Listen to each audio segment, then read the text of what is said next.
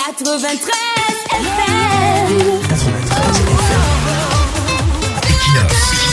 Radio.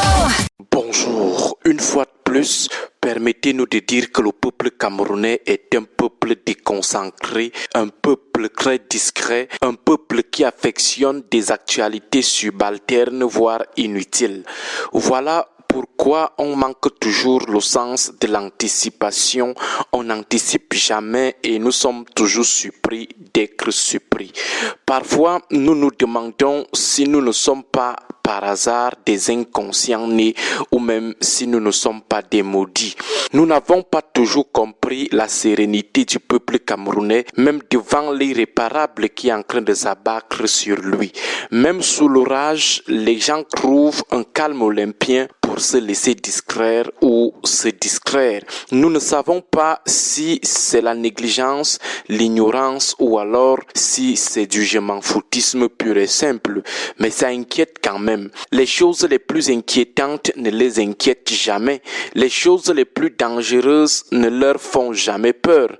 Les choses les plus grossières ou les plus répugnantes ne les émeuvent jamais. Les choses les plus honteuses ne leur font jamais honte. On fait avec, on vit avec, on est insensible. Nous sommes sur ce coup un peuple extraordinaire. Ça ne dit rien à personne. Chaque fois qu'il nous arrive d'arpenter les rues de Yaoundé, nous voyons comment les gens parlent de tout, sauf des situations graves du pays. Nous sommes seulement dépassés. Des affaires se passent sous nos yeux, elles impactent nos vies et hypothèquent nos lendemains. Tout le monde voit, mais personne ne veut leur accorder une attention particulière.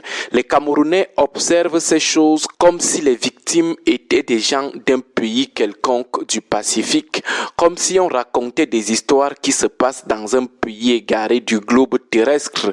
Curieusement, après, tout le monde est surpris par la surprise. Prenons l'exemple des détournements massifs ou des coupes budgétaires non justifiées. Depuis ces dernières années, presque chaque mois, on parle des nouvelles affaires de milliards. Des scandales financiers sont révélés tous les 3 mois. Des milliers de milliards, des centaines de milliards, des dizaines de milliards, ligne 94 et 65, des milliards de la canne, des milliards du coronavirus avec à la clé 3 rapports de la Chambre des comptes, des milliards de Glencore, des milliards de péages dits automatiques qui ne sont plus opérationnels après la très longue période d'essai, des milliards de l'autoroute, mais les Camerounais sont calmes, ça ne leur dit absolument rien.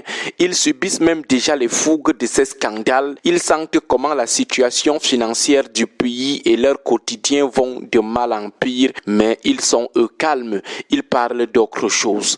On a le cas de la guerre des clans au sommet de l'État, des gens qui prennent les institutions du pays comme des jouets, les utilisent dans des coups les plus ignobles et les plus ridicules. Ils craignent de ce fait les restes de la républicanité et de la respectabilité du pays dans la rigole. Tout le monde voit, mais on reste calme.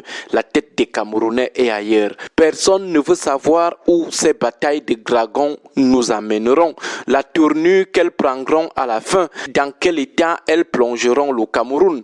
Récemment, on a eu l'affaire d'un apparatchik du système concernant le faux, l'escroquerie, l'abus de pouvoir. Certains présumés coupables ont fait des aveux devant des chaînes de télévision. Ils ont fait de graves révélations. On les a arrêtés devant les caméras. Ils ont été gardés à vue, mais contre toute attente, on les a tous libérés avec des dessous qui font froid au dos. Ça s'est passé sous nos yeux, mais les gens ont fait des efforts de ne rien voir, de ne rien considérer. Nous avons aujourd'hui la question de l'après-président Biya. Personne ne lui souhaite la mort, mais il reste qu'il est mortel. Alors si un jour on se lève un matin comme ça, on nous dit qu'il n'est plus de ce monde, comment sera le Cameroun aux premières heures de l'annonce de cette situation? Les Camerounais refusent catégoriquement de se poser cette question. Le président a presque 92 ans. Tout naturellement, à cet âge, ce n'est plus la grande assurance. Si jamais le pire arrive demain matin, après-demain, y aura-t-il succession constitutionnelle?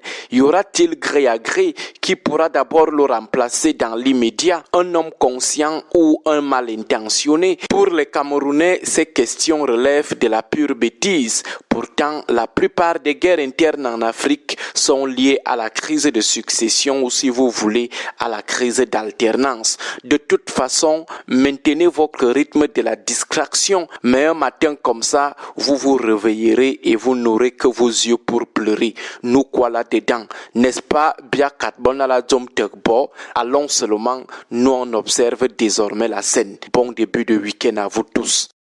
93 FM. Equinox. Radio.